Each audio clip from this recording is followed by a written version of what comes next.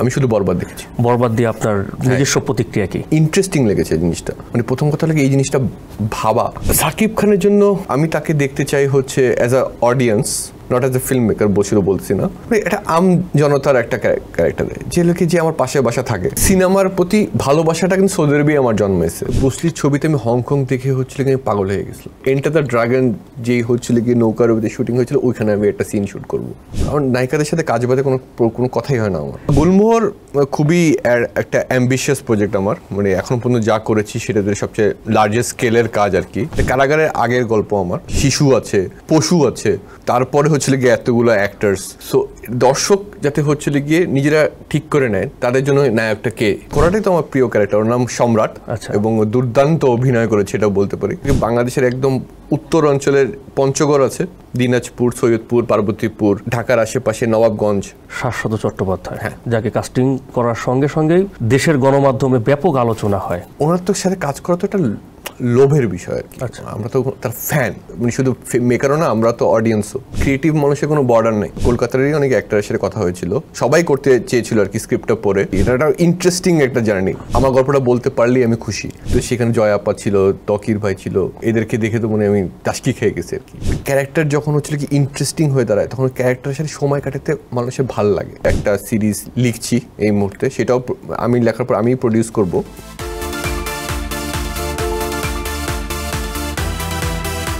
কালবেলার বিনোদন আড্ডায় আজ আমাদের স্টুডিওতে উপস্থিত আছেন এমন একজন ব্যক্তি যাকে পেয়ে আমি ব্যক্তিগতভাবে খুবই আনন্দিত, যার কাজ আমার ভীষণ পছন্দ, দর্শকদেরও ভীষণ পছন্দ। তিনি হলেন পরিচালক ও প্রযোজক সৈয়দ আহমেদ শাওকি। কেমন আছেন আপনি?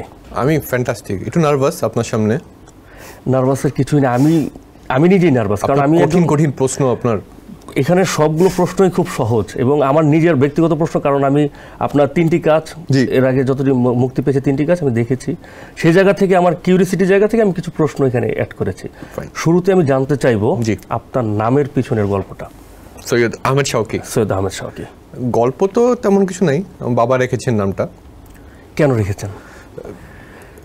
মোস্ট প্রবলি যতটুকু আমি জানি, সঠিকটা জানি না কি কেন কোন ফিলিংয়ে রেখেছে। আহমেদ শাওকি নামে ইজিপশিয়ান একজন পোয়েট আছেন, তার কবিতা হচ্ছিল বাবা পড়তেন। অথবা হচ্ছিল আহমেদ শাওকি নামে একজন ইজিপশিয়ান একজন অ্যাক্টারও আছেন, তার ছবিও দেখতেন। এখন দুইটার ভিতরে কোনটা থেকে ইন্সপায়ার্ড হয়ে রেখেছে আমি জানি না, বাট এটা রুটটা হচ্ছিল either poet or an actor. আপনার গুলমোহর জি মুক্তি পেয়ে গিয়েছে, জি। গুলমোহর নিয়ে যদি গল্প বলতেন। গুলমোহর খুবই একটা অ্যাম্বিশিয়াস প্রজেক্ট আমার, মানে এখন পর্যন্ত যা করেছি সেটা সবচেয়ে লার্জেস্ট স্কেলের কাজ আর কি। বহুদিন ধরে বানানোর চেষ্টা করছি আর কি। এখন তো রিলিজ হয়েছে, দর্শক দেখছে আর কি। এটার আইডিয়াটা শুরু হয় হচ্ছিল কি 2022-21 সালে। এটা কারাগারের আগের গল্প আমার। তখনই হচ্ছিল গিয়ে চটকিকে পিচ করা ছিল আমার, এবং আমি বলেছিলাম তখনই এটা অ্যাপ্রুভ হয়ে যায়, কিন্তু আমি বলেছিলাম যে কারাগার শেষ করে আমি এটাতে হাত দেবো। তখন লেখা হয়নি, এটার গল্প আকারে ছিল আর কি, ছোট্ট একটা গল্প। তো সেখান থেকে হচ্ছিল গিয়ে 23 থেকে হচ্ছে লেখা শুরু করে, 24-এ শুটিং, 25-এ রিলিজ।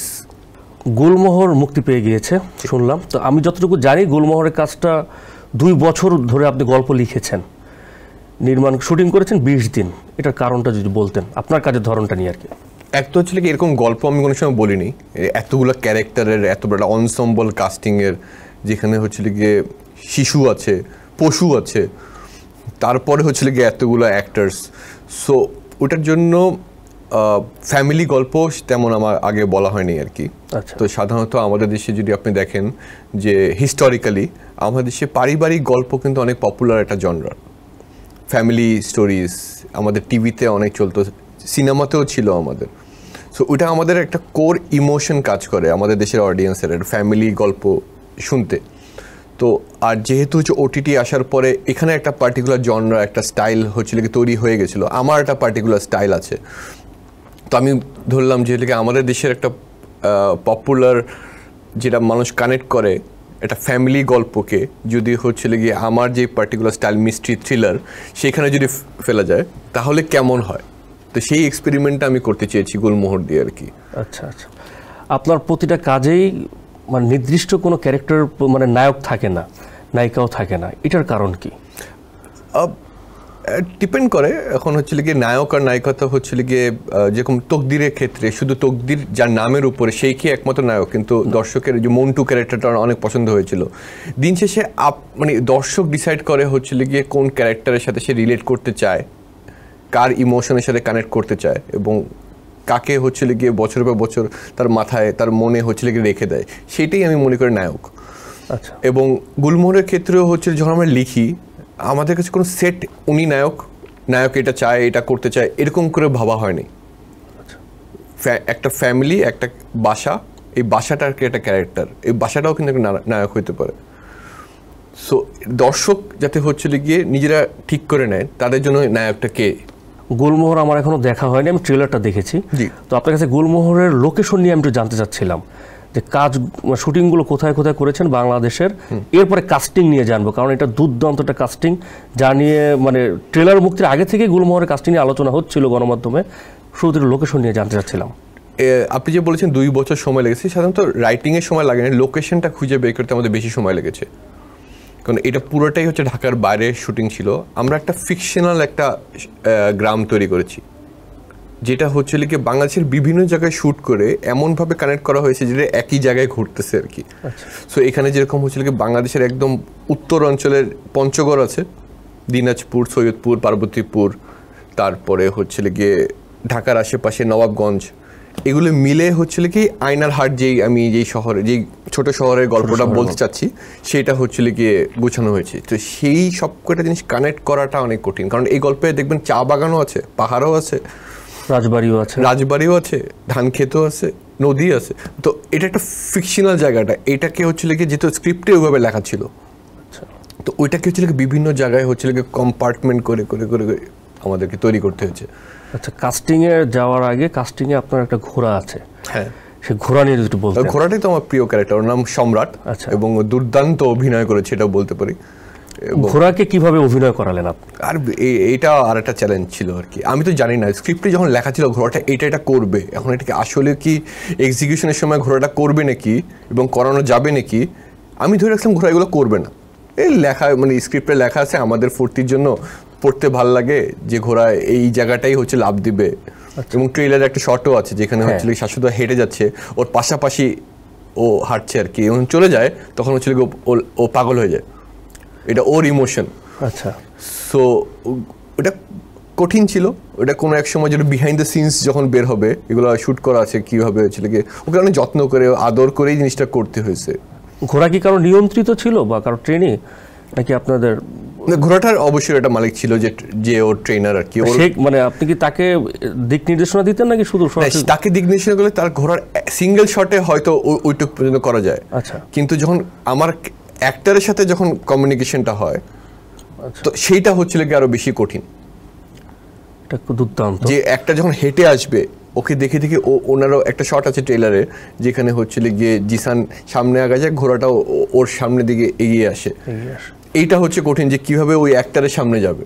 আপনার কাস্টিং, জি, শাশ্বত চট্টোপাধ্যায়, যাকে কাস্টিং করার সঙ্গে সঙ্গেই দেশের গণমাধ্যমে ব্যাপক আলোচনা হয়। আলোচনার জন্য তাকে কাস্টিং করা নাকি গল্পের প্রয়োজনে তাকে কাস্টিং করা? এটা তো গুলমোহর রিলিজ হয়ে গেছে, এটা দেখলেই বোঝা যাবে উনি কেন পার্টিকুলারলি এই ক্যারেক্টারে করা আর কি, কেন ওনার ভাষারই একজন আমার প্রয়োজন ছিল।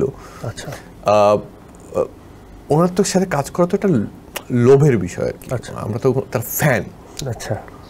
এখন কিছু কিছু সময় ফিল্ম মেকাররা হচ্ছিল গিয়ে, আমরা তো শুধু অডিয়েন্স, মানে শুধু মেকারও না, আমরা তো অডিয়েন্সও অবশ্যই। সো আমাদেরও লোভ হয় যেরকম একটা অ্যাক্টারের সাথে কাজ করে, এবং অন্য যে আমাদের যে বাংলাদেশি অ্যাক্টররা ছিল তাদেরও ওই লোভটা ছিল যে তার সাথে যখন অ্যাক্টিংটা করবে, এই যে এক্সচেঞ্জ অফ আইডিয়াস, দুইটা ক্রিয়েটিভ মানুষ, যেটা পৃথিবীর যেখান থেকে আসুক না কেন, ক্রিয়েটিভ মানুষের কোনো বর্ডার নেই।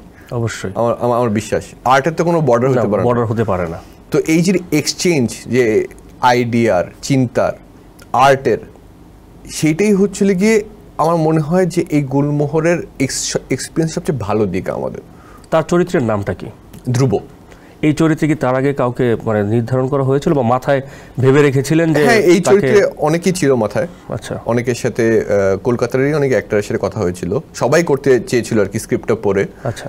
অনেকের সাথে স্কেডিউলে মিলে নেয়, অনেকের সাথে ফাইন্যান্সিয়ালি মিলে নেয়, ফাইন্যান্সে মিলে নেয়। তারপরে হচ্ছিল গিয়ে উনি ছিল টপ লিস্টে আমাদের, আচ্ছা, যে ব্যাটে বলে কোনোটা মিললে হচ্ছিল গিয়ে এরকম হবে। সারা জাকের, তাকে সারা আন্টি আমাদের, হ্যাঁ ভিন্ন রূপে দেখেছি আমি ট্রেইলারে। আমার সিরিজটা দেখলে হয়তো বা তার ডিটেলসটা দেখতে পারবো। সারা জাকের সঙ্গে কাজের অভিজ্ঞতাটা কেমন? সারা আন্টির সাথে কাজের অভিজ্ঞতাটা হচ্ছিল গিয়ে, এটা প্রথমত ওনাকে জিজ্ঞেস করতে হবে যে তার অভিজ্ঞতাটা কেমন ছিল আপনার সাথে কাজের। হ্যাঁ, তার সাথে উনি তো বহু বছর মঞ্চে অ্যাক্টিং করেছে, সেই স্ক্রিনে কিন্তু অ্যাক্টিংই করেছে অনেক কম। কিছুদিন আগেও মনে হয় মঞ্চের রাইট কি একটা কাজ যেন করেছেন। সো ক্যামেরার সামনে অ্যাক্টিং করাটা এ লিটল ডিফারেন্ট। এবং হচ্ছিল তাকে মানে তাকে ওই ভরসার জায়গাটা দিতে হয়েছে যে ট্রাস্ট মি, এটা হয়ে যাবে আর কি। সো যে সবচেয়ে বয়স্ক সিনিয়র অ্যাক্টরটা ছিলেন আমাদের, সেই সবচেয়ে শিশু ছিল আর কি, যাকে হচ্ছিল গিয়ে আমরা আদর করে প্যাম্পার করে এইটুক বলতে হয়েছে যে আমাদেরকে ট্রাস্ট করেন, হয়ে যাবে, ইউ আর ডুইং গুড। আচ্ছা, কারণ সে এত খুঁতখুঁতে, এবং সে তো ফার্স্ট অফ অল সে অনেক লিটারেট, মানে অনেক নলেজেবল একটা পার্সন। এবং এই বাড়িটার যে প্রধান, তার নামের সাথে বাড়ির নাম রাখা, মানে ওই ওয়েটটা ক্যারি করতে হবে, ওই বনিদি বিষয়টা। তার নাম কি? ওনার নাম গুলবাহার, তার নামের সাথে মিলে হচ্ছিল গিয়ে গুলমোহর তার হাজবেন্ড রেখেছিল এই গল্পে। আচ্ছা, সো ওই ওয়েটটা ক্যারি করা, ওই বনিদির বিষয়টা, ওই অ্যারিস্টোক্রেসিটা, তার ফেশিয়াল এক্সপ্রেশন, তার বডি পশ্চার, ওইটা। আর যেহেতু সে থিয়েটার করেছিল, সে বডি ল্যাঙ্গুয়েজ নিয়ে আমার কোনো সমস্যা ছিল না। আচ্ছা, বাকি তার কনফিডেন্সটা কীভাবে হচ্ছিল গেইন করলে হচ্ছে স্ক্রিনে আসবে তার ভালো অ্যাক্টিংটা, সেইটা ছিল হচ্ছে চ্যালেঞ্জ। প্রশ্ন করার ক্ষেত্রে আপনার উত্তর না দিলেও চলবে, সেটা হচ্ছে শাশ্বত চট্টোপাধ্যায় এবং সারা জাকের, এই দুইজনকেই আপনি ডিরেকশন দিয়েছেন গুলমোহরে। তো কার সঙ্গে কাজ করতে আপনার সবচেয়ে বেশি ভালো লাগছে? দুইজন তো দুই রকম অ্যাক্টর পুরো, সেটা যদি বলতেন। একজন হচ্ছিল গিয়ে মানে শাশ্বতদা, সে নিজে থিয়েটার করা, তারপরে হচ্ছিল গিয়ে বহু বছর টেলিভিশনে কাজ করেছে, তার এক্সপিরিয়েন্স ক্যামেরার সামনে অ্যাক্টিং করা, এটা তো একটা ডিফারেন্ট একটা আর্ট ফর্ম। আর থিয়েটারে অ্যাক্টিং করার এটা অন্য একটা ভিন্ন আর্ট ফর্ম। সো এখন এই দুইজনকে নিয়ে মোস্ট এক্সপিরিয়েন্সড ক্যামেরার সামনে, আর একজন এত বছরের তার ক্যারিয়ার এবং এক্সপিরিয়েন্স সিনিয়র একজন মানুষ, এই দুজনকে মুখোমুখি করা। কারণ এখানে বেশিরভাগ সিনই, যা দর্শক দেখেছে তারা বলতে পারবে, বেশিরভাগ সিনই হচ্ছিল কি এই দুজনের সংঘর্ষ, ফেস অফ। আচ্ছা, সো এই দুজনকে একই ফ্রেমে বসায় এই ফেস অফটা করা, এবং দুজন পুরো ভিন্ন রকমের অ্যাক্টর, এইটা আর একটা গেম ছিল আর কি। এটা একটা ইন্টারেস্টিং একটা জার্নি, মানে ভালো খেলা, নিজেরও আপনার মাইন্ড গেম খেলা লাগছে। আমার মাইন্ড গেম, আমার মাইন্ড ইউজ করতে হয়েছে, গেম খেলা লাগে না। এইটুক কাজ তো তারা পারে, অবশ্যই। ওনারা নিজেরা বসে সবকিছু করে ফেলছিল আর কি, কিন্তু হচ্ছে কি মাইন্ড ইউজ করতে হয়েছে আর কি। শাওকি আর্টিস্ট সিলেকশন করেন কিভাবে? সিলেকশনের ক্ষেত্রে এখন ডিপেন্ড করে হচ্ছিল গিয়ে গল্পটা কত বড়। যদি বড় গল্প হয়, বেশি দিনে শুটিং হয় একটা অ্যাক্টরের, তাহলে আমি প্রেফার করি এটা ভালো অ্যাক্টর তো হতেই হবে, কিন্তু মোর ইম্পর্টেন্টলি একটা গুড হিউম্যান বিং। এটার পিছনে একটা কারণ আছে, যার সাথে আমার হচ্ছে কি 20-25 দিন সময় কাটাতে হবে, একটা ফ্যামিলি হয়ে যায় বাই দ্য টাইম আমরা শুটিংটা শেষ করি। তো ওই ভালো মানুষ, একটা ভালো আর্টিস্ট হওয়ার চান্সেস বেশি থাকে। তো ভালো মানুষ খুঁজি যাদের সাথে কাজ করে, তার কাছ থেকে আমি কিছু শিখতে পারবো, আমার কাছ থেকে সে কিছু শিখতে পারবে, এই গিভ অ্যান্ড টেকটা যাতে থাকে। আচ্ছা, এবং এখানে আমি ডিরেক্টর সবসময় এমন না যে একটার সাথে আমিই কমিউনিকেট করি, এখানে আমার অ্যাসিস্ট্যান্টরা আছে, আমার কস্টিউম ডিজাইনার আছে, আমার আর্ট ডিরেক্টর আছে, সবারই একটা অ্যাক্টরের সাথে একটা সম্পর্ক তৈরি হওয়াটা ইম্পর্টেন্ট। তো এটা ভালো আর মানুষ হলেই হচ্ছিল গিয়ে পুরো টিম হয়ে যায় অবশ্যই, এবং এটা স্ক্রিনে দেখা যায়। এটা আমি খুবই লাকি যে এখন পর্যন্ত যেই সব কাজ করছি খুব ভালো মানুষের সাথে কাজ করেছি, এটা বিহাইন্ড দ্য ক্যামেরা যারা কাজ করেছে এবং সামনে কাজ করেছে। গুলমোহরের আলাপ তো হলো, শাওকির বড় পর্দার কোনো পরিকল্পনা আছে কিনা?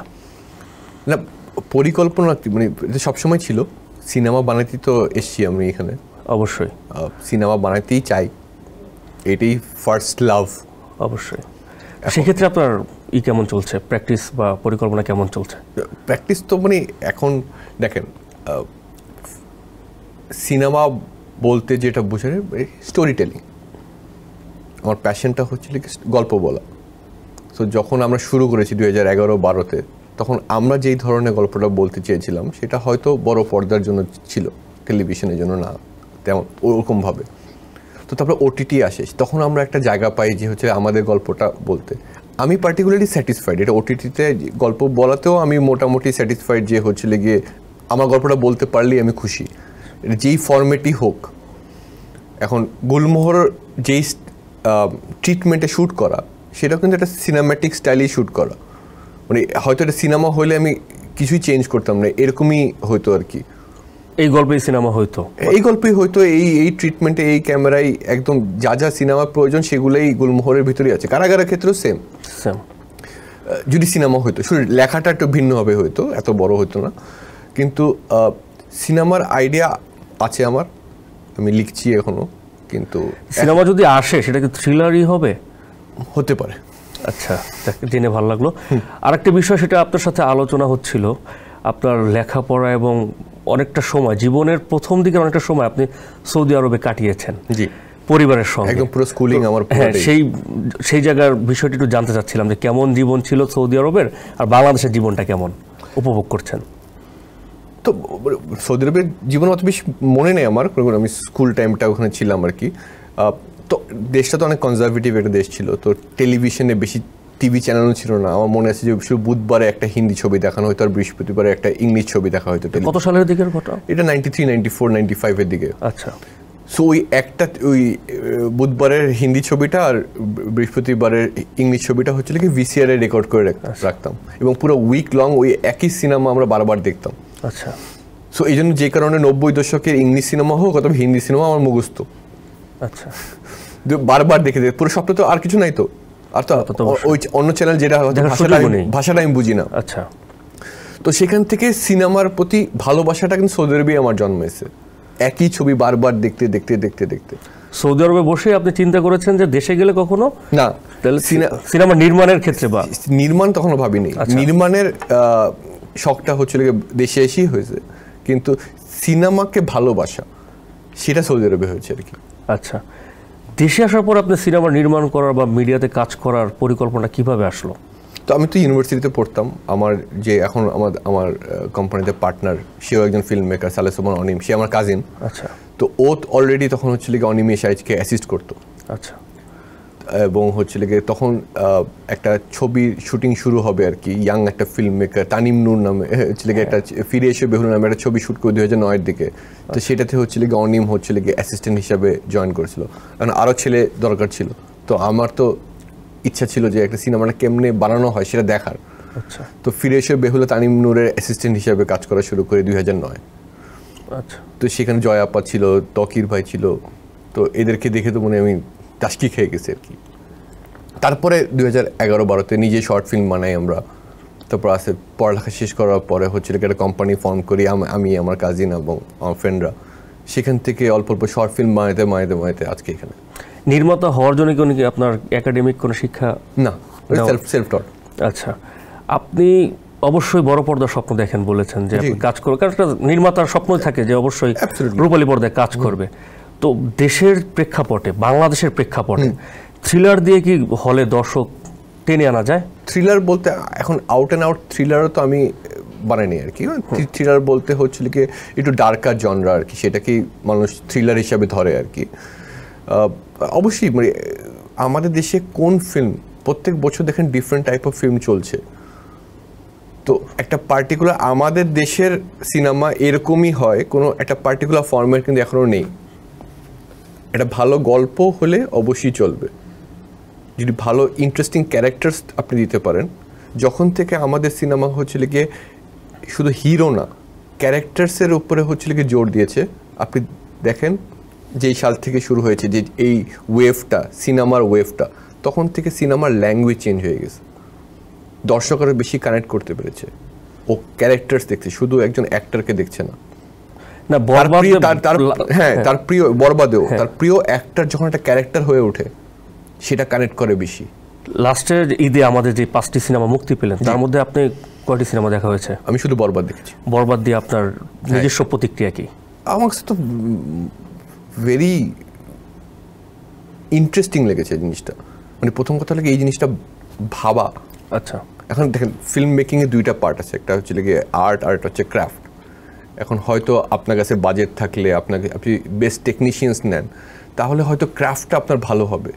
কিন্তু যে জিনিসটা আপনি ফিল্মে দেখছেন, এটা তো প্রথমে চিন্তা করতে হয়েছে, অবশ্যই ওই স্কেলটা চিন্তা করতে হয়েছে। সেইটাকে আমি গিয়ে খুবই অ্যাপ্রিসিয়েট করি এই ফিল্মের বিষয়, যে ওরকম ওই লেভেলে ভাবা, এইটা হোক অথবা তুফান হোক। এই দুইটা ছবি আমি দেখেছি যে হাওয়ার গল্প কিন্তু একটা সিম্পল একটা গল্প, একদম রুটেড আমাদের দেশের এই মাটির গল্প। ক্যারেক্টার্স গুলোকে সব করে আমরা চিনি, ওই মাছিটাকে চিনি, একটু ফেরি টেল গল্প আমাদের এখানে অনেক জনপ্রিয়।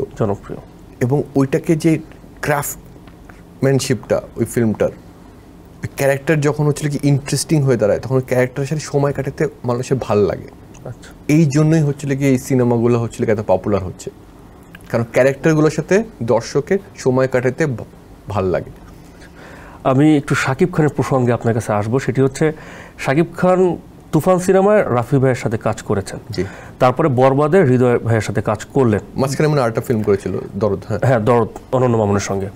তো আপনাকে যদি শাকিব খান কখনো তার অফিসে ডাকে বা গল্পর কথা বলে, যেহেতু আপনি নিজে একজন গল্প লেখেন, নিজের সিরিজগুলো তো আপনি নিজেই লিখেছেন, তো সেক্ষেত্রে আপনি শাকিব খানের জন্য কি ধরনের গল্প লিখবেন? শাকিব খানের জন্য এখন তো মাথায় কিছু নাই, গল্প নাই, কিন্তু আমার মনে হয় সে এই দেশকে যখন রিপ্রেজেন্ট করে, এই মানুষের ইমোশনকে যখন রিপ্রেজেন্ট করে, আমি তাকে দেখতে চাই as a audience, not as a film maker, বলছি না, এটা আম জনতার একটা ক্যারেক্টারে, যে লোকে যে আমার পাশে বাসা থাকে, আচ্ছা, যে এই রাস্তায় হেঁটে বেড়ায়, ওরকম একটা ক্যারেক্টারে দেখতে চাই। সেই মানে ক্যারেক্টার একটু ডিটেলসে বলতেন আমার দর্শক। সেটা লিখতে হবে, আমি বললে তো গল্প চুরি হয়ে যাবে। শাকিব ভাই তো মানে ম্যাক্সিমাম টাইমে আমরা তার মাসালা ফিল্ম দেখি। এই আম জনতা হোক মাসালা ফিল্ম হওয়া সম্ভব। মাসালা হওয়ার জন্য ওভার দ্য টপ সবসময় ক্যারেক্টার প্লে করতে হবে, নট নেসেসারি, কিন্তু আচ্ছা খুব রুটেড গল্প খুবই মাসি হতে পারে। আপনার গল্পগুলো বা আপনার কাজগুলো থেকে মানে খুব বেশি নায়িকা পাওয়া যায় না। আচ্ছা, নায়িকাদের প্রতি কি আপনার কোনো আছে? না, একদমই না। এটা যদি বলতেন যে নায়িকা কেন পাওয়া যায় না, নির্দিষ্ট কোনো নায়িকা তো থাকাটা জরুরি একটা গল্পে অবশ্যই। মানে ন্যাচারালি এখন পর্যন্ত যে গল্পগুলো বলেছি, গুলমোহরে আছে, গুলমোহরে তো প্রধানই একজন নারী। হ্যাঁ, নারী গল্পের তাকদীর এবং কারাগারে সেই তুলনায় নেই, ইউ আর রাইট। এখন পর্যন্ত ওই গল্পগুলোতে প্রয়োজন হয় না, কিন্তু আমি এর আগে ইতি তোমার ঢাকা করেছি, সেটাতে কিন্তু দুইটা নারী চরিত্র নিয়ে করেছি। তারপর আপনার পরবর্তী কাজগুলো যেগুলো আমাদের দেখা এবং দর্শকদের ভীষণ প্রিয়, একটা প্রশ্ন থাকে যে শাকিব ভাইয়ের কাজে নায়িকাদের উপস্থিতি একটু কম, নায়িকাদের প্রতি অ্যালার্জি আছে কিনা? না, একদমই না, একদম। আমার পরের কাজই অনেকগুলো নায়িকা আছে একসঙ্গে। একটু কি হিন্টস দেওয়া যায় দর্শকদের? কোন ধরনের নায়িকা নিয়ে আপনি কাজ করছেন? ধরন বলতে মানে কি ধরনের, নাটকের, সিনেমার, ওটিটির? কাস্টিং হয় না, মানে আপনি যেটা বলছেন যে আমার ক্যারেক্টার, আর আপনি যেটা বলছেন অ্যাক্টরের কথা, অ্যাক্টর ঠিক হয় না এটাতে। আচ্ছা, যদি আপনি করেন, জি, সিনেমার নায়িকাকে প্রাধান্য দিবেন নাকি ওটিটির নায়িকাদের প্রাধান্য দিবেন বেশি? দুটো পার্থক্য কি? পার্থক্য বড় পর্দার, অনেকেই ওটিটিতে আছেন যারা বড় পর্দায় এখনো কাজ করেননি, বিগ স্ক্রিন, মানে বেশিরভাগই তো বড় পর্দায় কাজ করেনি। হ্যাঁ, তো সেই ক্ষেত্রে আপনার তো একটা নিজস্ব চয়েস থাকবে, কারণ মঞ্চ থেকেও সরাসরি। আমার মনে হয় না যে আমি কোনো সময় সে বড় পর্দার অ্যাক্টর। এখন আমি চঞ্চল ভাষায় কাজ করেছি, সে বড় পর্দার নাকি ছোট পর্দার? সে দুই পর্দারই, ভার্সেটাইল। মানে আমার মাথায় ওটা ছিল না সে আয়নাবাজি নায়ক অথবা নাকি কি সে হার গিফটের নায়ক। হ্যাঁ, হার গিফটের নায়ক, মানে সেটা ছিল না। As an actor, your job is to perform irrespective of the platform. তো এটা যে কোনো অ্যাক্টরকে আপনি জিজ্ঞেস করেন, সে এটাই বলবে। এবং ওইটা আমার মাথায় আসে না সে বড় পর্দার নাকি ছোট পর্দা। বড় পর্দা ছোট পর্দার মার্জিনটাও এখন অনেক মানে হালকা হয়ে গেছে। এখন এই মুহূর্তে দাঁড়ায় 2025-এ আপনি বড় পর্দা ছোট পর্দা বেশিভাবে আলাদা করতে পারবেন না। দেশে ওটিটির দর্শক এখন অনেক, ঘরে বসে বিভিন্ন দেশের সিরিজ দেখছে, ওয়েব ফিল্ম দেখছে, সব জায়গার মানে একটা ট্যাবের মধ্যে আমি পৃথিবীর বিভিন্ন দেশের কাজ দেখতে পাচ্ছি। এটা একটা মানে ওয়ার্ল্ড মার্কেটে ওটিটির এখন ব্যাপক একটা সফলতা আমরা দেখতে পাচ্ছি। বাংলাদেশের প্রেক্ষাপটও কি সেম? বাংলাদেশের ওটিটি যেই পরিমাণ হচ্ছিল রিচ হওয়া দরকার ছিল লাস্ট 5 বছরে অত হয়নি হয়তো, কিন্তু এর কারণ যদি একটু এটার কারণে অনেক কিছু, ইন্টারনেট কানেক্টিভিটির একটা বিষয় আছে। আচ্ছা, ইন্টারনেট আমাদের দেশে অনেক এক্সপেন্সিভও। আচ্ছা, এটা ইন্টারনেটের প্রাইসের সাথে অনেক কিছু ফ্যাক্টর আছে এখানে। আপনি কিন্তু খেয়াল করে দেখেন, আপনি যখন ওটিটি একটা কন্টেন্ট দেখছেন, আচ্ছা, আপনি সাবস্ক্রাইব করছেন, প্রথমে আপনার টাকা গেছে, তারপরে আপনি প্রত্যেক মিনিট যে দেখছেন সেটার জন্য কিন্তু আপনার এমবি কাটা হচ্ছে। অবশ্যই। তো আপনি যদি আরও দেখেন, আপনার আরও বেশি টাকা খরচ হচ্ছে। অবশ্যই। সো আপনার ইটস এক্সপেন্সিভ অলসো। সো আমার মনে হয় যে ইন্টারনেটটা যদি আরও চিপার হতো, আর একটু অ্যাফোর্ডেবল হতো, তাহলে হচ্ছে এটা রিচটা আরও বাড়তো। যেসব দেশে হচ্ছে গিয়ে ওটিটি আরও বেশি রিচ করতে পেরেছে বিকজ অফ ইন্টারনেটের দামের কারণে। সাবস্ক্রিপশন দাম একটু বেশি থাকবেই যদি আপনি হচ্ছে ভালো কোয়ালিটি কাজ চান, কিন্তু ইন্টারনেটের দামটা কমতে হবে। এই কারণে রিচটা হচ্ছে গিয়ে ওই গ্রোথটা অত বেশি হয় না যেটা আপনি এক্সপেক্ট করেছিলাম আর কি। এমনিতে আমাদের গল্প, হ্যাঁ, গল্পর দেখেন, নাটক যদি আপনি 3টা ফরম্যাট বলেন, যে টেলিভিশন, ওটিটি আর সিনেমা হল, এই 3টা কিন্তু কানেক্টেড, স্টোরি টেলিং কানেক্টেড। কারণ ইন্ডাস্ট্রিতে কাজ করছে কিন্তু ঘুরে ফিরে একই মানুষগুলো।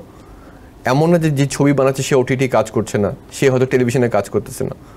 শিহাব ভাই তো 3 জায়গায় আছে, 3 জায়গাতেই আছে আমাদের শিহাব ভাই।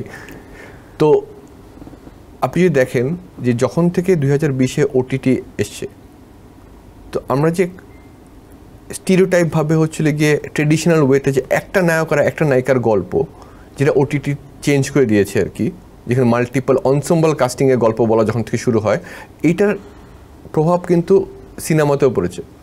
একটা হাওয়া একটা নায়ক আর নায়িকার গল্প না, একটা তুফানও শুধু একটা নায়ক নায়িকার গল্প না, এটা অনসেম্বল কাস্টিংয়ের গল্প হয়ে যায়। তো ওটিটি আসার কারণে যে কোন সিনেমা চেঞ্জ হয়েছে, সিনেমার আবার যখন লার্জ স্কেলে কাজ করলে ওটিটি স্কেল দেখবেন আবার চেঞ্জ হয়ে গেছে। একজনকে শুধু ইন্সপায়ার এবং হচ্ছে গিয়ে মানে ইনফ্লুয়েন্স করতেই থাকবে। আমাদের দেশের বর্তমান সিনেমার পরিস্থিতি নিয়ে আপনি খুশি? খুবই খুবই এক্সাইটিং টাইমসে আছি আমরা। যেই সিনেমার যেই জোয়ার যাচ্ছে আমাদের দেশে, ভেরি এক্সাইটিং টাইমস। অনেকে তো অভিযোগ করছেন যে 2 ঈদেই শুধু সিনেমা দেয় নির্মাতারা, তো গোটা বছর তো টিকে থাকা পসিবল না শুধু 2টা ঈদ দিয়ে। হ্যাঁ, তো একটা হচ্ছে সিনেমা, আপনি প্রশ্ন হচ্ছিল সিনেমা নিয়ে, আর ওইটার কারণ হচ্ছে সিনেমা হল। সারা বছর দেখানোর জন্য যেই পরিমাণ হচ্ছে সিনেমা হল থাকা দরকার, সেইটা তো নাই আমাদের। সেখানে আবার হল মালিকদের অভিযোগ আছে। হ্যাঁ, অভিযোগ হচ্ছে নির্মাতারা ঠিক মতো তাদেরকে সিনেমা দিতে পারছে না। তারা যদি নতুন নতুন সিনেমা দিতে পারতো তাহলে তারা চালাতে পারতেন। তাই কি? হ্যাঁ, কারণ আমরা ঈদের আগে তো সিনেমা হলের মালিকদের সঙ্গে কথা বলি। আচ্ছা, তাদের অভিযোগ থাকে নির্মাতাদের নিয়ে যে তারা পর্যাপ্ত সিনেমা দিতে পারছেন না তাদেরকে। তো আমার মনে হয় যে দেখেন, একটা সিনেমা বানাতে তো 1-2 বছর সময় লাগে। এই জোয়ার যখন থেকে আসা শুরু করেছে, এখন যদি সিনেমার যারা বানাচ্ছে, আমার মনে হয় এই বছরটা এবং নেক্সট ইয়ারটা খুবই ক্রুশিয়াল। এবং হচ্ছে কি আপনি দেখবেন যে অনেক ছবি আসবে। আমার মনে হয় এই অভিযোগটা হয়তো রাইট, কারণ অবশ্যই পর্যাপ্ত কয়টা সিনেমার তৈরি হয় বছরে একটা হল ফাংশন করার জন্য। অবশ্যই এই জন্য হয়তো তাদের বিদেশি ছবিও লাগে তাদের সাস্টেনেবিলিটির জন্য, কিন্তু ছবি আসবে। এই যে জোয়ারটা আসছে, একটা ছবি সফল হলে দেখবেন যে আরো 3টে ছবি তৈরি হচ্ছে। অবশ্যই এই জন্যই এটা এক্সাইটিং। অবশ্যই এক্সাইটিং। আমরা আরেকটি বিষয় আপনাকে জানতে চাইবো, এফডিসি নিয়ে অভিযোগ আছে এফডিসির বাইরে সিনেমা চলে গেছে, এফডিসি কেন্দ্রিক সিনেমা হচ্ছে না। এর কারণ কি অ্যাজ এ নির্মাতা হিসাবে যদি আপনি বলতেন? আমি টেকনিক্যাল বিষয়ে যাব না, কারণ ওটার ব্যাপারে আইডিয়া নেই যে কীভাবে ফাংশন হয় পুরো বিষয়টা লজিস্টিক্যালি সব কিছু মিলে। আমার মনে হয় এটা ক্রিয়েটিভিটির সাথে জড়িত। একটু অন্য বিষয়ে যাবো, শাওকি কি বিবাহিত? না না, আমি অবিবাহিত। মানে ব্যক্তি জীবনে কি কেউ আছেন যে সিনেমার থেকেও বেশি শাওকি তাকে ভালোবাসেন? সিনেমাই সবচেয়ে বেশি ভালোবাসি। এর কারণ কি? সিনেমাই ফার্স্ট লাভ অ্যান্ড লাস্ট লাভ। বিয়ে করার ইচ্ছে আছে? অবশ্যই। কবে নাগাদ? এটা প্রশ্নটা আমার মায়ের মতো হয়ে গেল। আচ্ছা শুনি। আগে মাকে বলে নিই, তারপরে নাহলে মা আবার এটা দেখে প্রথমবার জানতে পারলে হচ্ছিল গিয়ে জিজ্ঞেস করবে যে কেন তাকে আগে বলিনি। ট্যালেন্টেড ইয়াং একজন ডিরেক্টর আপনি। জি, থ্যাংক ইউ। নায়িকাদের প্রস্তাব আসে না, প্রেমের প্রস্তাব? একদমই না। এর কারণ কি? আমার নায়িকাদের সাথে কাজ বাদে কোনো কথাই হয় না আমার। কাজের বাইরে কথা না, প্রেমের প্রস্তাবটা তো কাজের সঙ্গে না।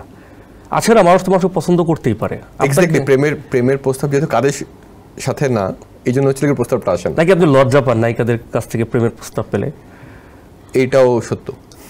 আচ্ছা, দুর্দান্ত দুর্দান্ত। না, আপনি এত সুন্দর একজন মানুষ, আপনি প্রেম করছেন, এটা শুনলে যে কেউ, আমার মনে হয় আমাদের এই শোটা অন এয়ার হওয়ার পরে, না প্রেম, যদি আমি প্রেম করছি এটা শুনে কি হবে? আপনি প্রেম করছেন না, এটা শুনে খুশি হবে। হ্যাঁ, খুশি হবে। অনেকেই হয়তো বা প্রেম প্রস্তাব দিবেন আপনাকে, এইটা হতে পারে। তখন অবশ্যই আমাদেরকে ধন্যবাদ দিয়েন। ধন্যবাদ। শাওকির পরবর্তী পরিকল্পনা কি? পরবর্তী পরিকল্পনা, আমি কিছু প্রডিউস করছি, কিছু সিরিজ, এবং হচ্ছে গিয়ে একটা সিরিজ লিখছি এই মুহূর্তে, সেটাও আমি লেখার পর আমি প্রডিউস করব।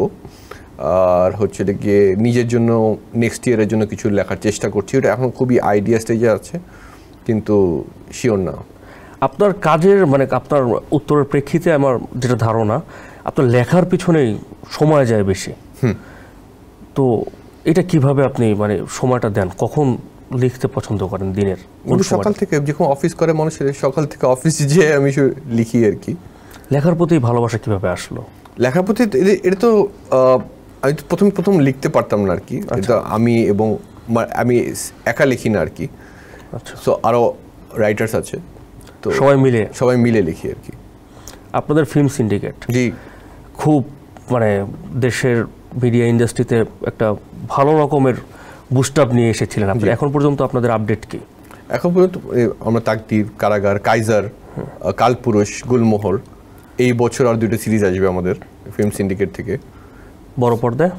বড় পর্দায়ের জন্য হচ্ছে গিয়ে আমরা টাকা খুঁজছি বানানোর জন্য। আচ্ছা, যেহেতু বড় পর্দার কথা আরেকবার আসলাম, আর একটু জানতে চাচ্ছিলাম যে প্রযোজকদের লগ্নি ফিরিয়ে দেওয়ার মতো কি অবস্থা আছে দেশের মার্কেটে? এই জন্যই টাকা খুঁজতে হচ্ছে। তা সে আসলে সে যদি লস করে, তা পরবর্তী কি আপনার সাথে থাকবে না? একদমই থাকবে না। এটা মানে একদিকে যেরকম অনেক খুবই এক্সাইটিং টাইমস, এটাও দর্শকের জন্য, ফিল্ম মেকারের জন্য, কিন্তু ইনভেস্টারের জন্য কি এটা এক্সাইটিং টাইমস নাকি, সেটা হচ্ছে গিয়ে এখন এটা এখানে একটা কোশ্চেন থাকতে পারে আর কি। সে যদি একটা 2 কোটি টাকা সিনেমা বানায়, এবং 2 কোটি টাকা সিনেমা বানাতে হলে তার কত টাকা গ্রস করতে হবে? অবশ্যই তো ডাবল তো লাগবেই। ডাবলে হবে না তো, তারও বেশি লাগবে। আমার আইডিয়া নেই, আপনি বলতে পারবেন। 2 কোটি টাকার জন্য সে 8-10 কোটি টাকা তার হচ্ছে গ্রস তুলতে হবে ইন্ডাস্ট্রি থেকে, হল থেকে। হ্যাঁ, একটা সুবিধা আছে যে এখন একটা ছবি বানালে মাল্টিপল জায়গায় বিক্রি করা যায় আর কি। ওটিটি আছে, ওটিটি সেলস, এটাও খুবই ইন্টারেস্টিংভাবে ওটিটিও কিন্তু হচ্ছে কি ছবিতে ইনভেস্ট করছে। ও শুধু ছোট পর্দার জন্য জিনিস বানাচ্ছে না, এটা হয়তো আমাদের হইচই SVF হোক অথবা হচ্ছে গিয়ে চরকি হোক, আপনি দেখবেন যে ওদের ছবিতে ইনভেস্টমেন্ট আছে, তো সেটাতে একটা রিকভারি পাওয়া যায়। কিন্তু সিনেমা হল থেকে এটা হচ্ছে গিয়ে, যেহেতু আমাদের কোনো বক্স অফিসটা এখন পর্যন্ত নেই, বক্স অফিস নেই, এইটা হলে দেখবেন যে অনেক ইনভেস্টার এখানে আসবে। ট্রান্সপারেন্সিটা যখন বাড়বে, তখন হচ্ছে গিয়ে আরও আপনি ব্যাংক লোন পেতে পারবেন ফিল্মটা বানানোর জন্য। এখন আপনি কিসের ভিত্তিতে লোন দিবে ফিল্ম বানানোর জন্য? সেটা ইনভেস্টার দেখবেন অটোমেটিক আসবে। যদি ব্যবসা থাকবে, যে কোনো ব্যবসায়ী যেখানে ব্যবসা আছে সেখানে চলে আসে। তা তো অবশ্যই। আপনি আফরান নিশোর সাথে কাজ করেছেন কাইজারে। হ্যাঁ, শাকিব খান, আফরান নিশো দুজনেই কিন্তু এবার ঈদে একটা হাড্ডাহাড্ডি লড়াই হয়েছে। এটা দেশের দর্শকদের জন্য একটা ভালো ব্যাপার থাকে, কারণ তাদের কাছে থাকে, অপশন থাকে যে কার সিনেমা আমি দেখবো। এই দুজনকে নিয়ে যে সিনেমা বানানোর সুযোগ হয়, কাকে কোন চরিত্রে আপনি একসঙ্গে বলেন না? এটা খুবই ইন্টারেস্টিং আইডিয়া দিয়েছেন আপনি। হ্যাঁ, দুজনকে নিয়ে যদি আপনি সিনেমা বানানোর সুযোগ পান, সেক্ষেত্রে কাকে কোন চরিত্রে রাখবেন? একটা ইংলিশ ছবি আছে, ফেস অফ। আচ্ছা, জন ট্রাভোল্টা আর নিকোলাস কেজের অফ, যে চেহারা চেঞ্জ হয়ে যায়। হ্যাঁ, ওই ছবিটা রিমেক করা যেতে পারে দুজনকে নিয়ে। হলিউডের সিনেমা রিমেক করা যেতে পারে শাকিব খান এবং নিশো ভাইকে যদি পাওয়া যায়। হ্যাঁ, আর আরেকটি যে বিষয়, শাকিব খান কিন্তু সবসময় তরুণ নির্মাতাদের উৎসাহ দেওয়ার চেষ্টা করেন। সে যদি আপনাকে একটা ওপেন বাজেট দেয়, যে এই বাজেটে তোমার নিজের মতো করে, আপনি আপনার নিজের মতো করে, উনি প্রডিউস করবেন। হ্যাঁ, উনি প্রডিউস করবেন, সে হিরো থাকবেন, বা উনি কি প্রডিউস করছেন না, সে প্রয়োজন হলে করেন। ও তাই নাকি? সিনেমার প্রয়োজনে সে সবকিছু করার জন্য প্রস্তুত থাকে, সবসময় ভালোবাসা থেকে করেন। তা আপনাকে যে ওপেন বাজেট দেওয়া হয়, শাকিব খান যদি আপনাকে দেন, তাহলে আপনি কত, মানে কি ধরনের বাজেট নেবেন এবং কি ধরনের গল্পে সিনেমা নির্মাণের পরিকল্পনা করবেন? মানে উনি যেহেতু আমাকে যদি ইনভেস্ট করে হাইপোথেটিক্যাল একটা প্রশ্ন জিজ্ঞেস করতেছেন, তো যেহেতু আমার কাছে যদি আসে তাহলে অবশ্যই আমার ধরনের সিনেমার তার পছন্দ এই কারণেই আসবে। সো আমি যেই ঘরানার গল্পটা বলি, সাসপেন্স, মিস্ট্রি, থ্রিলার, তো সেই ঘরানারই গল্প হবে। আর বাজেট কত হবে সেটা তো গল্প ডিটারমাইন করবে, তাও হচ্ছে গিয়ে ভালোই বাজেট নিব আর কি। আচ্ছা, আপনি আপনার শুরুতেই বলেছিলেন যে আপনার নিজস্ব জনরা রয়েছে নির্মাণের ক্ষেত্রে। জি। তো শাকিব খান বললেন যে না, এই ধরনের আমি এই ধরনের চাই, না সেটা হবে না। তা সেক্ষেত্রে কি আপনি বানাবেন? না, সেক্ষেত্রে বানাবেন না। আমার মনে হয় না সে মানে আমাকে মানে ওই অফারটাই করবে যদি এই ঘরানার ফিল্মটা সে না চায়। যে যেটা ভালো পারে আমার মনে হয় সেখানে ইনভেস্ট করাটা উচিত। যদি একটা অবশ্যই যদি একটা রোমান্টিক গল্প হয়, শিহাব ভাই ইজ রিয়েলি গুড, অবশ্যই, তাই না? মানে আমরা ছোটবেলা থেকে তার মানে প্রেমের গল্প দেখে মানে ওনার প্রেমের গল্প না, উনি যে প্রেমের গল্পটা বানায় বলার চেষ্টা করেছে বলেছে সেটা দেখি। তো এক একজন এক একটা তাদের পছন্দের একটা জনরা থাকে, সেখান থেকেও হচ্ছিল কি কিছু ডিফারেন্ট করার চেষ্টা করে প্রত্যেকবার, অবশ্যই শেখার চেষ্টা করে, সেটা ঠিক আছে। আমার মনে হয় ওই পার্টিকুলার পার্সনের উপরে ইনভেস্ট করলে তাহলে হচ্ছে রিটার্নটা বেটার আসবে, আউটপুটটা বেটার আসবে। আমরা অনেকটাই শেষের দিকে, জি, প্রথমে শেষের দিকে আমরা জানতে চাইবো যে আপনি নিজে একজন তরুণ নির্মাতা, অনেক তরুণদের নিয়ে আপনি কাজ করেন, তো দেশের তরুণ নির্মাতা যারা রাইজিং বা ভবিষ্যতে হওয়ার পরিকল্পনা করে তাদের জন্য কি কোনো পরামর্শ থাকবে? এটা একটা ফ্যান্টাস্টিক কোয়েশ্চেন। আপনি যদি দেখেন যে এখন আমাকে তো 5 বছর ধরে তরুণই বলছেন আপনারা। না, আপনি তরুণ বিয়ে করলে তখন বলা যাবে। Okay fine. কিন্তু এই যে আমাদের দেশে যে স্টোরি টেলিং এর যে একটা চেঞ্জ এসছে, যেটা নিয়ে আলোচনা আমরা করলাম আর কি, ক্যারেক্টার বেসড গল্পগুলো, not only a hero based গল্প, এবং হচ্ছে কি একটু ডার্কার জনরার, একটু রিয়েলিস্টিক গল্প, এগুলো কিন্তু এসছে যখনই হচ্ছিল কি একজন ইয়াং ফিল্ম মেকার তার একটা পার্টিকুলার ভয়েস নিয়ে এসছে, নিউ ভয়েসের সাথে নতুন একটা ন্যারেটিভ, একটা নতুন একটা স্ট্রাকচার, নতুন একটা ফরম্যাট, নতুন একটা ট্রিটমেন্ট আসে। সো আমাদের যদি এই নতুনরা যদি না আসে, একটা নতুন অরিজিনাল ভয়েস যদি বারবার যদি আমরা প্রত্যেক 2 বছর পর না আনতে পারি, আমাদের ইন্ডাস্ট্রিটা গ্রো করবে না। আমিও তো একসময় তাকদিরের সময় তো আই ওয়াজ নোবডি, একদম, তাই না? তো আমি একটা সুযোগ পেয়েছি, সেখানে সফল হয়েছি আর কি, একটা পার্টিকুলার আমার ধরনের একটা জনরা নিয়ে আসতে পারছি। কিন্তু যদি একই কাজ আমরাই যদি কাজ করে যাই, আমার মোস্ট প্রবাবলি 3-4টা পরে দেখবেন একই রকম আমার কাজগুলোই হচ্ছে, অবশ্যই রিপিট হবে আর কি, রিপিট হবে, কারণ ওটা আমার ভয়েস, ওটাতে অভ্যস্ত হয়ে যাবে অডিয়েন্স। কিন্তু প্রত্যেকবার হচ্ছে গিয়ে নতুন ভয়েস আসা উচিত। দেখুন আমরা কালপুরুষ প্রডিউস করেছি, সেটা কিন্তু একদম ফার্স্ট টাইম ফিল্ম মেকার, তার আগে সে কোনো সময় শর্ট ফিল্মও বানায় নাই, সালজার ভাই। সো আমরা ফিল্ম সিন্ডিকেট থেকে অবশ্যই এটা চাই যে মানে আমরা তো সবসময় বলি যে এনি নিউ ফিল্ম মেকার দে আর মোস্ট ওয়েলকাম। আরেকটি বিষয় জানতে চাই, আমরা 5 বছর ধরে আপনাকে বলে আসছি ইয়াং নির্মাতা, তরুণ নির্মাতা, আপনি উপহার পেতে তো পছন্দ করেন? উপহার, হ্যাঁ, সবাই পছন্দ করি আমরা। কি ধরনের উপহার পেতে পছন্দ করেন? যেহেতু তরুণ নির্মাতা সেহেতু আপনার দর্শকদের জন্য আর কি এই প্রশ্নটা। দর্শক তো ভালোবাসা দেয়, সেটা সবচেয়ে বড় উপহার। এটা হচ্ছে গিয়ে যে এরকম একটা ইন্টারভিউতে বলতে হয় এটা। হ্যাঁ, প্লিজ বলেন না, তাই না? মানে দর্শকের ভালোবাসাই সবচেয়ে বড় উপহার। এটা তো একদম ফর্মাল, এছাড়া কি উপহার? সাধারণত আমি উপহার পেতে বেশি পছন্দ করি না। আচ্ছা, কেন? মানে উপহার পেলে আবার দিতে হয় তো। আচ্ছা, আপনার দেওয়ার মধ্যে নেই, নেওয়ার মধ্যেও নেই, উপহার দিতে আমি ভুলে যাই। আচ্ছা, এই জন্য হচ্ছিল কি আমি রিসিভ, মানে ঋণী না থাকাটাই আপনার কাছে হ্যাঁ ভালো মনে হয়, যেভাবে আছে জীবনটা সেভাবেই চলুক। একদম। তাকদির, কারাগার, কালপুরুষ, এবার গুলমোহর, এই 4টার মধ্যে কোনটাকে এগিয়ে রাখবেন? ডিউরেশন ওয়াইজ তো কারাগার। না, ডিউরেশন ওয়াইজ না, কাজের প্রেক্ষাপটে কোনটাকে এগিয়ে রাখবেন? দর্শক তাকদির আপনার একটা, কারণ ওই সময় আর অনেক ইনোসেন্সে বানানো হয়েছিল, আমি ওটা মিস করি যে ওই ইনোসেন্সটা যখন নতুন একটা ফরম্যাট শিখা, যে 8টা এপিসোডে কীভাবে গল্প বলতে হয়, মানে প্রত্যেকটা জিনিস হচ্ছিল গিয়ে বই খুলে পড়ালেখার মতো হচ্ছিল গিয়ে পরীক্ষা, মানে পড়ে তারপরে পরীক্ষাটা দেওয়া, ওই ইনোসেন্সটা ছিল তখন। আচ্ছা, আরেকটি বিষয় সেটা হচ্ছে আপনার কাজগুলোতে সঙ্গীত খুব কম পাওয়া যায়, গান, মিউজিক থেকে গান পাওয়া যায় না, কারণ কি? আমার মনে হয় না যে গান খুবই প্রয়োজন একটা স্টোরি বলার জন্য। মানে হ্যাঁ, ওটা একটা ইমোশনকে হাইলাইট করে, এটা সত্য, কিন্তু গান ছাড়াও একটা গল্প বলা সম্ভব আমার কাছে মনে হয়েছে। পরবর্তী কাজগুলোতে কি দর্শক গান পাবে? যদি পেয়ে থাকে তাহলে কি ধরনের গান আপনি পছন্দ করেন? গুলমোহরের একটা গান আছে, কিন্তু ওইটা সিরিজে নেই, ওটা প্রমোশনাল হিসাবে ইউজ হবে। পরবর্তীতে যেটা আমি লিখছি সেটাতে হ্যাঁ কয়েকটা গান আছে। শাওকি কি কখনো দেশের বাইরে কাজ করতে চায়? অবশ্যই। কোন দেশের? আমি যদি কাজ করতে চাই আমি ইউরোপে। হ্যাঁ। কেন? আমার ভালো লাগে, কি সুন্দর আকাশ, কি সুন্দর লাইট। আপনার শুটিংগুলো দেশের মধ্যেই হয়, দেশের বাইরে তো এখনো শুটিং করা হয়নি। যদি কখনো করার দরকার হয় তাহলে কোন দেশে করবেন? হংকং। কারণ ছোটবেলায় আমি ব্রুসলির অনেক বড় ফ্যান ছিলাম। আচ্ছা।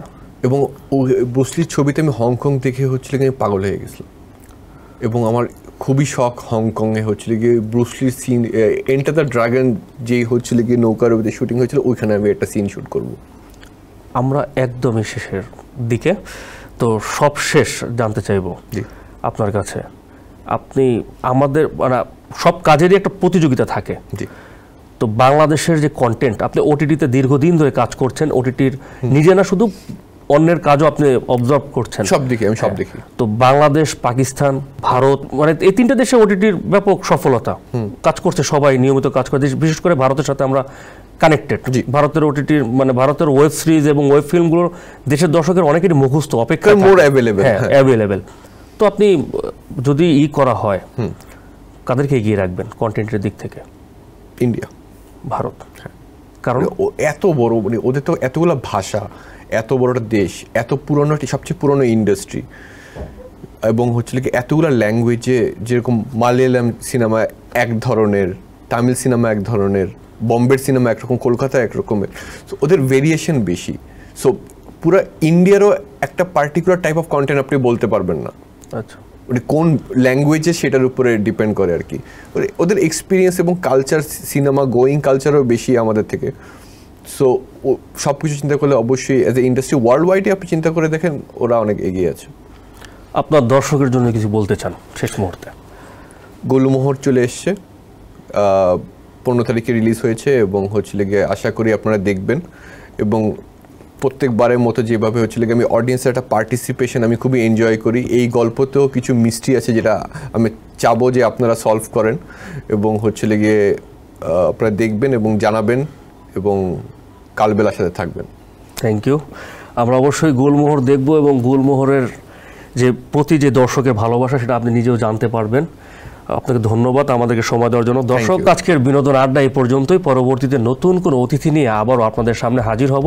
সে পর্যন্ত কালবেলার সঙ্গেই থাকুন।